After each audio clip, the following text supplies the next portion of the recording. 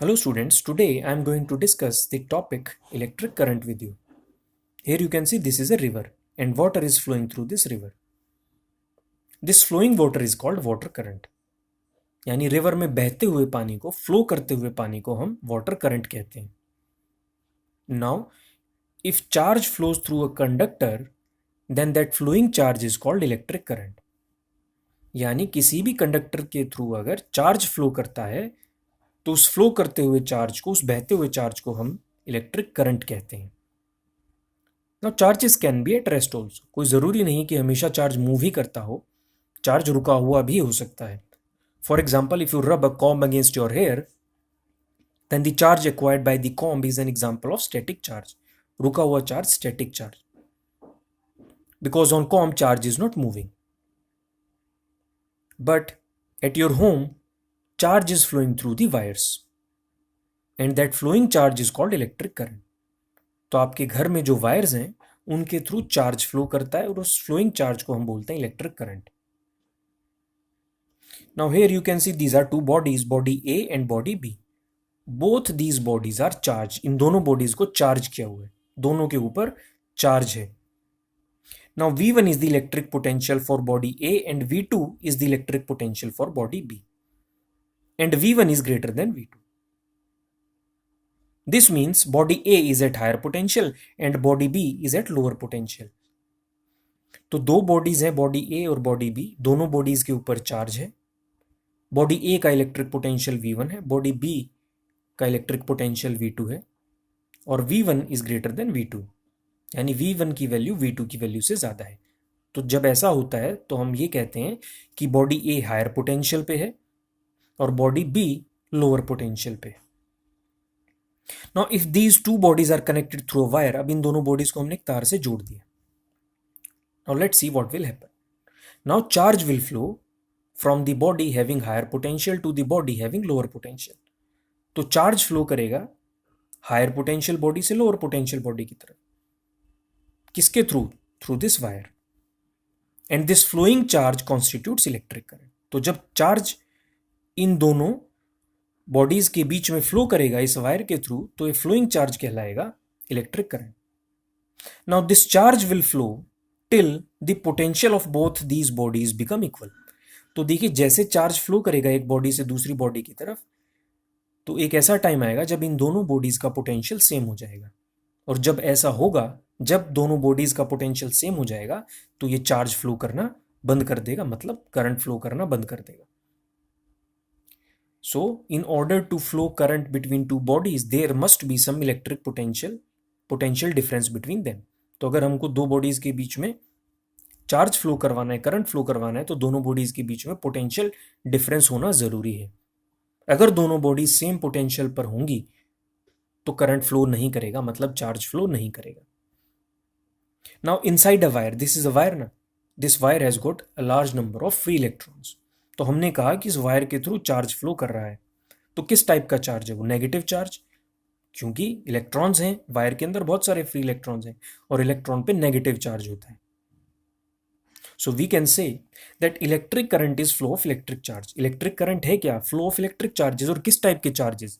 Electrons in a conductor such as metal wire. तो कोई भी मेटल वायर हो उसमें बहुत सारे फ्री इलेक्ट्रॉन्स होंगे. अगर इस वायर के दोनों एंड के अक्रॉस हम पोटेंशियल डिफरेंस अप्लाई कर दें तो ये इलेक्ट्रॉन्स फ्लो करना शुरू कर देंगे और ये फ्लोइंग इलेक्ट्रॉन्स ही कहलाएगा electric current. Now the magnitude of electric current in a conductor is the amount of electric charge passing through a given point of the conductor in 1 second. तो magnitude का मतलब है कि करंट कम है या ज़्यादा है, वो किस बात पर डिपेंड करता है?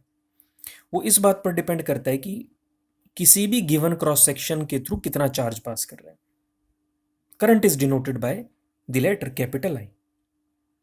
आई से इसको डिनोट करते हैं. Q is the charge, T is the time. तो देखिए, एक मेटेलिक वायर है, ये क्रॉस सेक्शन है इस वायर का. तो इस क्रॉस सेक्शन के थ्रू चार्ज क्यू पास कर रहा है टाइम टी में. Charge Q is passing through this cross section in time T, so current is going to be equal to Q by T.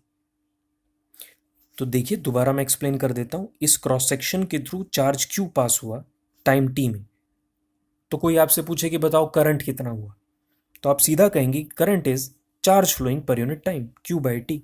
कितना charge flow किया time t में, that is the electric current denoted by, so I is equal to Q by T. आप सीधा सीधा charge को time से divide कर दीजिए, करंट मिल जाएगा।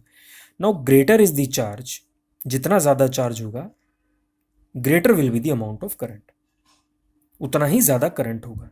तो अगर इस क्रॉस सेक्शन के थ्रू ज्यादा चार्ज पास करता है तो ज्यादा करंट होगा, कम चार्ज पास करता है तो कम करंट होगा in time t। Now SI unit of current is ampere, AMPERE, which is denoted by letter capital A। इसको कैपिटल A से डिनोट करते हैं। अब आपसे पूछा जा सकता है डिफाइन 1 एम्पियर, 1 एम्पियर को डिफाइन कीजिए।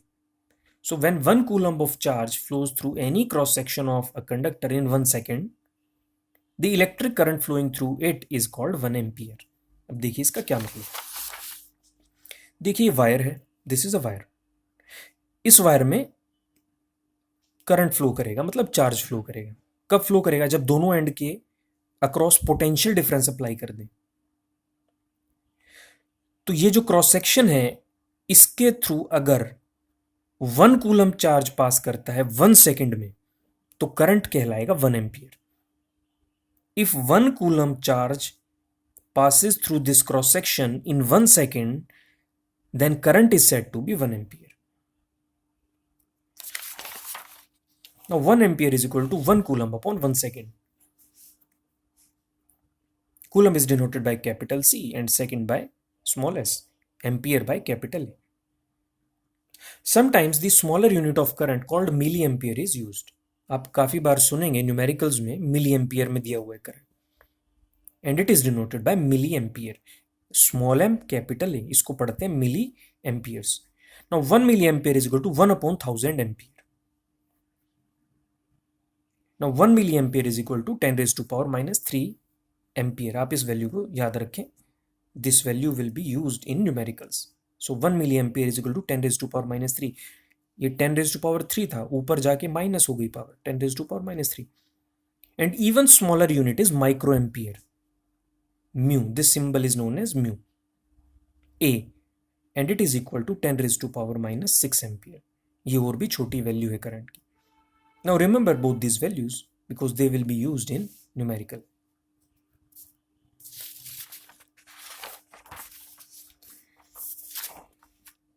Now current is measured by an instrument called ammeter। तो अगर आपसे कहा जाए कि किसी इलेक्ट्रिक सर्किट में करंट मेजर कीजिए, तो आप कैसे मेजर करेंगे? You will measure the current with the help of an instrument called ammeter। तो करंट मेजर करने के लिए जो इंस्ट्रूमेंट हम यूज करते हैं उसको कहते हैं ammeter. And ammeter is always connected in series with the circuit in which current is to be measured. मान लीजिए आपको इस सर्किट में इस कंडक्टर के थ्रू कितना करंट फ्लो कर रहा है ये मेजर करना है, तो आप एमीटर यूज करेंगे। और उस एमीटर को आप कनेक्ट कैसे करेंगे इस कंडक्टर के साथ सीरीज में? देखिए वोल्ट मीटर किया था लास्ट लेक्चर में हमने, तो वोल्ट मीटर को हमने पैरेलल में कनेक्ट किया था कंडक्टर के। तो अगर आप इस डायग्राम को इस सर्किट को उस सर्किट से कंपेयर करें तो आपको डिफरेंस अपने आप समझ में आ जाएगा सीरीज और पैरेलल का। Now this type of connection is series connection. तो ये जो एमीटर है ये इस कंडक्टर के सीरीज में कनेक्टेड है। Now this ammeter should have very very low resistance so that it may not change the value of current flowing in the circuit। अगर इसकी वैल्यू बहुत ज़्यादा ले लेंगे हम लोग तो क्या होगा, ये करंट को चेंज कर देगा through this circuit, which should not happen। So that is why ammeter should have very low resistance। Now a numerical, an electric bulb draws a current of 0.25 ampere for 20 minutes। Calculate the amount of electric charge that flows through the circuit। Now I is 0.25 ampere। देखिए current को I से denote किया, कितना दिया हुआ है 0.25 ampere. Q हमको major करना है, टाइम टी 20 मिनट्स दिया हुआ है, convert this time into seconds, so 1200 seconds. I का फॉर्मूला ये याद रखना है हमें, I is equal to Q by T. So 0.25 is equal to Q upon 1200, so Q is going to be 300 coulomb. So this is your answer. Now some assignment questions.